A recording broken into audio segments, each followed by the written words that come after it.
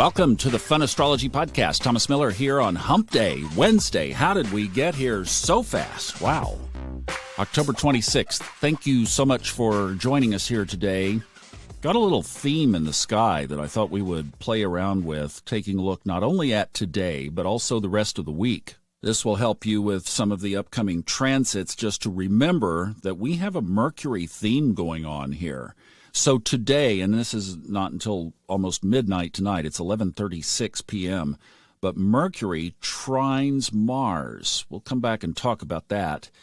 And then tomorrow at 9:08 in the morning, these times are all Eastern, Mercury squares Pluto.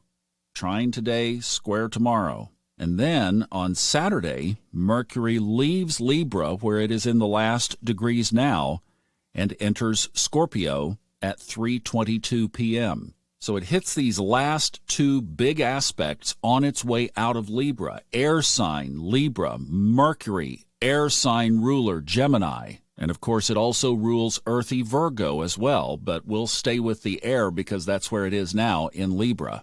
Now, this is Wednesday. On Friday morning on Old Soul, New Soul, we are going to be releasing a great question and answer of the Venus star. So Venus conjoined the sun on Saturday in Libra before both moved into Scorpio.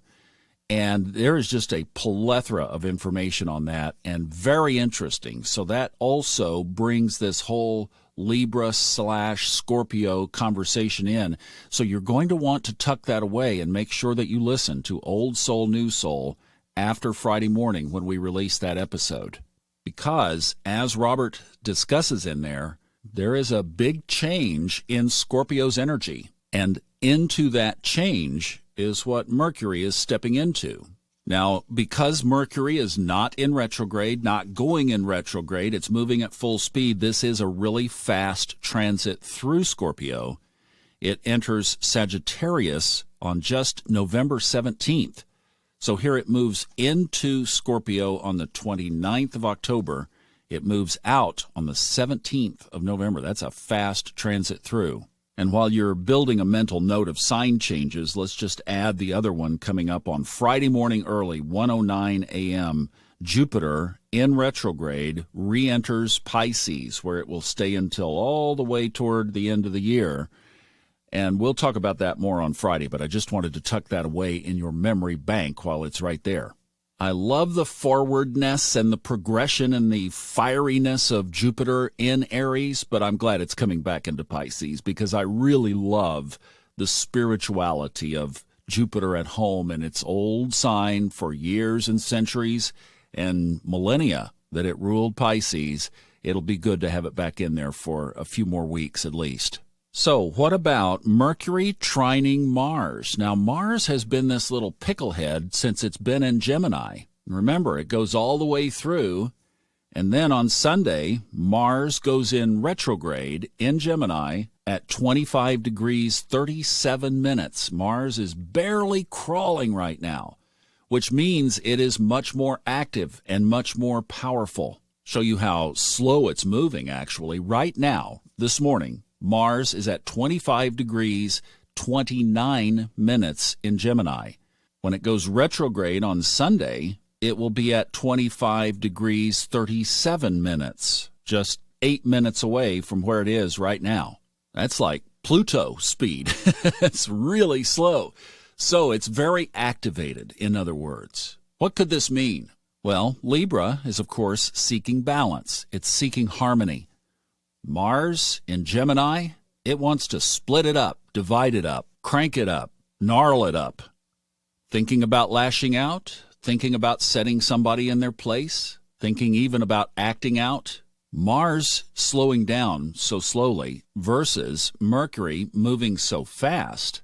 Who do you think is the stronger influence in this equation anyway? Remember, any aspect, positive or negative, good or bad, hard or easy, whatever you want to describe it as, are two planets wanting to work together, or in this case, maybe wanting to dominate.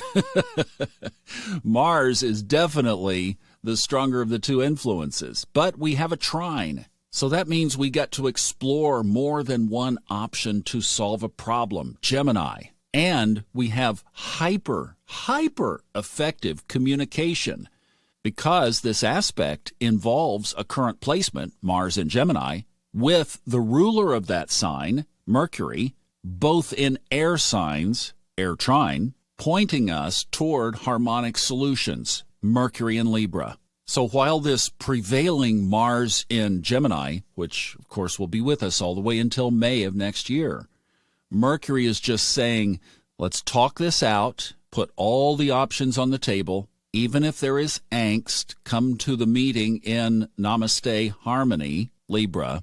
I hear you and you hear me, and by listening to each other and effectively communicating, we come up with a better solution than we would have individually. You even have the Libra group dynamic going on here, where we could bring others in and get some other opinions on this thing that we are trying to work out. That's just one sliver of interpretation of this. This is a really cool, this has some depth to it, and we have this Mercury theme going all week. So Mercury, communication, Libra, balance is highlighted with us right now for the rest of the week.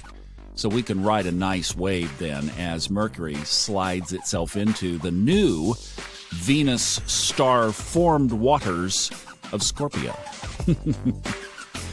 Wow. All right. See you guys tomorrow. Thanks. Bye-bye.